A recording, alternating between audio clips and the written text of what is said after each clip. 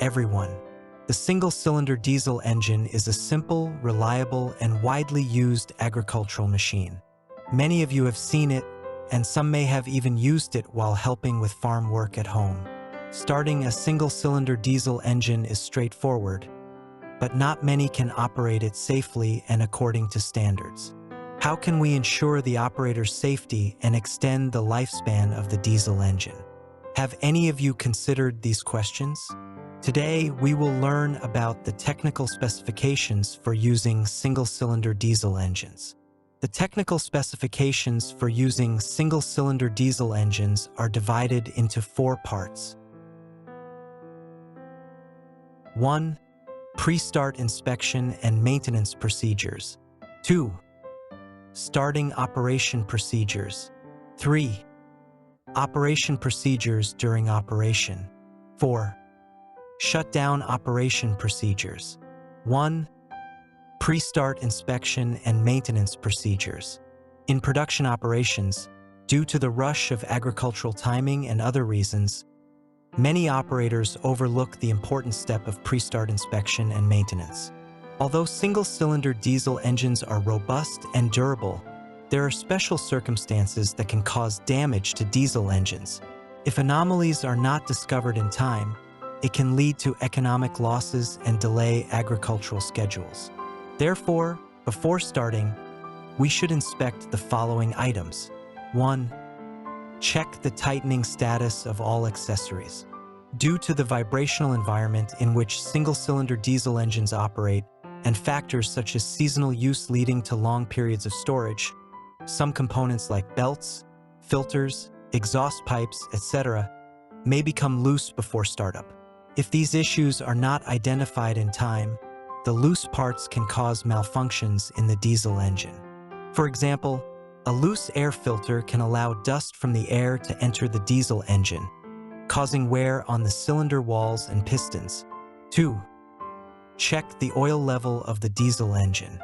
Diesel engine oil ensures that mechanical parts are not worn down in the high temperature, high pressure, and high-speed operating conditions of the diesel engine. If the oil level is insufficient or the oil has not been replaced and has degraded over time, the diesel engine can quickly sustain wear and malfunction during operation. Therefore, before starting, we should check the oil level of the diesel engine. There are 2 methods of checking. Some models are equipped with a dipstick which we can pull out to check, while other models have a transparent oil inspection window that allows for direct observation. 3. Check the coolant level. The coolant serves to reduce the temperature of the diesel engine. If the coolant is insufficient, the diesel engine will quickly overheat, and metal parts can wear out or be damaged rapidly under high temperatures, high speeds, and high pressures during operation. Most single-cylinder diesel engines use an evaporative or gravity flow cooling system, which means that the cooling water continuously evaporates during the operation of the diesel engine. Before starting, we must check whether the cooling water level is sufficient and add more if needed. 4. Check the diesel fuel level. The fuel tank capacity of a single-cylinder diesel engine is not large. We should check the diesel fuel level before starting work to ensure that there is enough diesel to meet the operational needs and to avoid abnormal stops during operation, which would delay the work. 5. Check the air filter.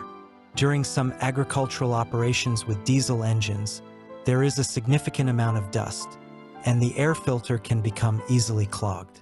Before starting work, the air filter should be cleaned by removing it, tapping off the dust from the filter element, and then reinstalling and tightening the filter housing. If the air filter is clogged and the intake air volume is insufficient, the diesel engine will not burn completely, resulting in decreased power and increased fuel consumption. 2. Starting operation procedures.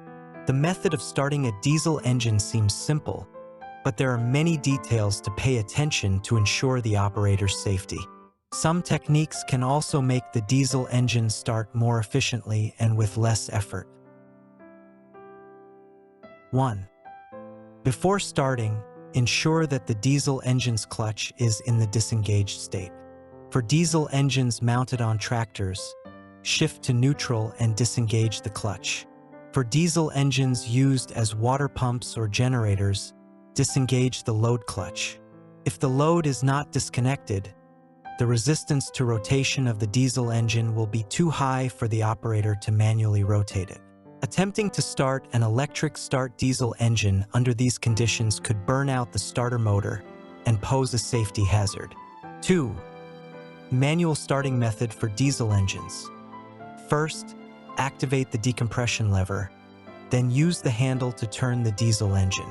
When it reaches an appropriate speed, release the decompression lever while lifting the handle and pull out the handle to start the diesel engine. 3. Electric starting of a diesel engine is relatively simple.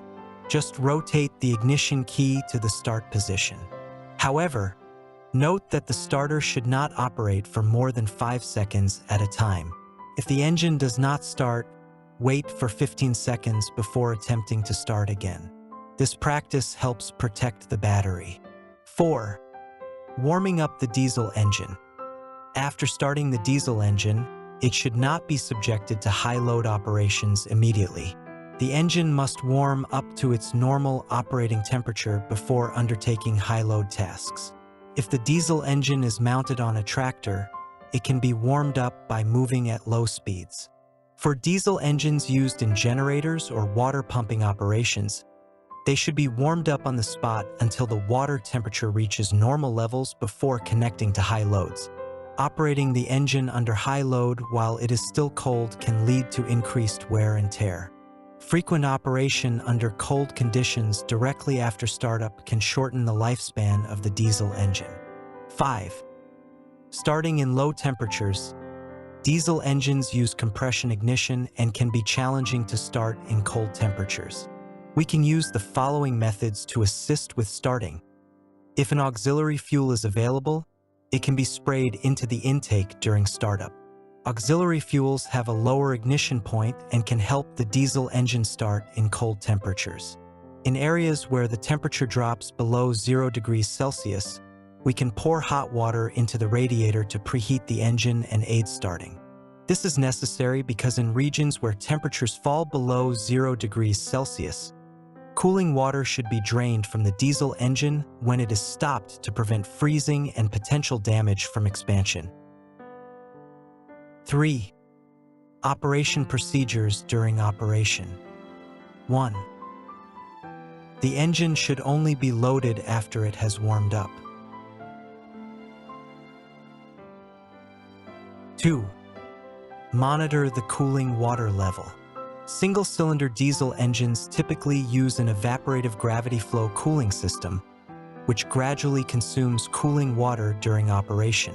It is essential to regularly check the cooling water level during operation and replenish it in a timely manner.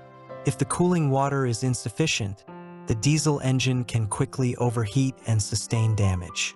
When adding cooling water, avoid using hard water sources like well water, as this can lead to scale buildup and reduced heat dissipation efficiency. 3. Monitor the oil level. Machines that operate under high load for extended periods, such as those driving water pumps or generators, should have their oil levels checked regularly. If oil is consumed, it should be replenished in a timely manner. 4.